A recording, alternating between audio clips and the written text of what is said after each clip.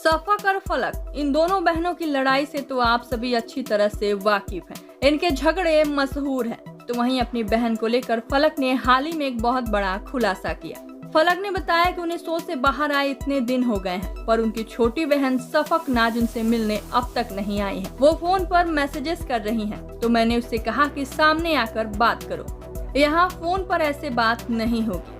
सच कहूँ तो मैं अपनी बहन को बहुत मिस करती हूँ, लेकिन उसकी ओर से कोई पॉजिटिव रिस्पॉन्स नहीं मिल रहा है।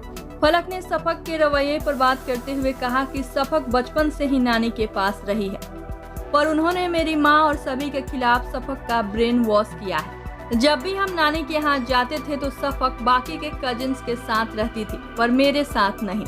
नानी भी उसको वापस घर नहीं भेजती थी। इस पर काफी लड़ाइयाँ भी होती थी। फिर जब सफक 17 साल की हुई तब उसने हमारे साथ रहना शुरू किया, लेकिन उसने घर के खर्चों पर सवाल उठाए।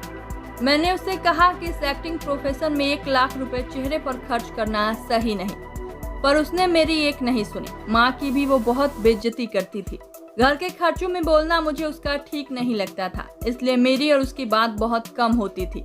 हम आपको बता दें कि सफक की मां से जोरदार लड़ाई हुई थी, जिसके बाद उन्होंने अकेले रहने का फैसला लिया और सबको छोड़कर अकेले रहने लगी। इस समय अविनाश और फलक की रिलेशनशिप की बातें जोरों पर है, लेकिन हम आपको ये बात बता दें कि इससे पहले अविनाश सफक को डेट कर चुके हैं। इनका रिश्ता 6 महीने तक ही चला और अब अविनाश फलक को डेट करना चाहते हैं। वहीं जब सफक से ये पूछा गया कि अविनाश फलक के लिए सही है या नहीं, तो इस पर सफक ने कहा कि नहीं, अविनाश फलक के लिए सही नहीं है। तो इस पर फलक ने कहा कि जरूरी नहीं कि जो चीज सफक के लिए सही नहीं है वो मेरे लिए भी सही नहीं है।